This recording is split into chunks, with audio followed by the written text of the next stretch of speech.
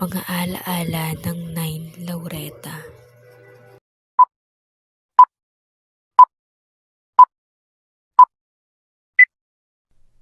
Sa unang pagpasok sa eskwela, tila hindi pa pamilyar sa mukha ng isa't isa.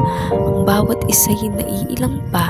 Maraming nagtatanong kung bakit sa seksyong ito ako napunta. Maraming nangangamba na baka sa isang taon ay walang kaibigang makakasama. Ramdam ang kaba na baka may kaklase na pabida nangangapa pa sa ugali ng bawat isa, sapagkat takot na mahusgahan at mapag-usapan. Ngunit isang araw, lahat ng ito ay nawala na lamang bigla.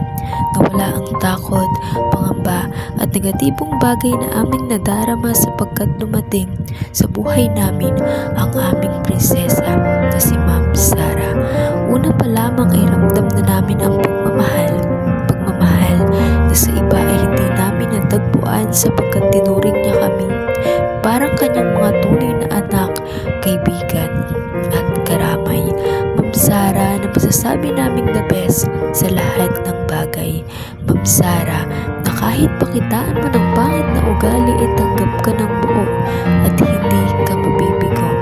Ma'am Sara na sa kabila ng tampuhan ng buong klase ay hindi nagtanim na anumang galit, bagkus naging daan upang kami magkasundo at magmahalan. Kaya Ma'am Sara, sa pagtatapos ng ating pagsasama, sana iyong maalala na labis ka naming minahal. Marami mang tampuhan, away at kulitan ay gusto naming maramdaman mo na kami ay masaya na ikaw ay aming makilala. Ito ang taon na parang ayaw na namin matapos pa, sapagkat sa susunod na taon ay hindi ka na namin makakasama bilang advisor ng 9 Laureta. Ma'am Sara, hindi namin makakalimutan kung paano ka naging isang ina. Hindi namin makakalimutan kung paano mo kami inalala mga payo na aming madadala, magsisilbing lakas sa aming paglalakbay at hahakbang na kasama ang bawat pagpuna sa mga maling aming nagagawa. Salamat sa pagtama, sapagkat tulad ng isang ina, hindi mo kami hinayaang mag-isa sa mga problema. Tulad ng isang ina, hindi ka nagkulang sa pagpapaalala. Salamat sa tunay na pagmamahal. Salamat dahil sa kabila ng tampuhan kung minsan ramdam namin na sobra mo kaming minahal. Kami ay nakakapagod man minsan, ngunit di ka namin makakalimutan. Babaunin namin ang mga alaala. Isang taon na ikaw ay aming kasama, mga kwentuhan, kulitan at tawanan na hindi namin makakalimutan sa iyong klase. Ganyan namin ilarawan. Sa pagsasara ng bawat pahina ay may tatak na magandang alaala. Alaala na tila hanggang pagtanda ay aming madadala, mga tawanan na parang ayaw na naming matapos pabiruan ng sarap sa tenga.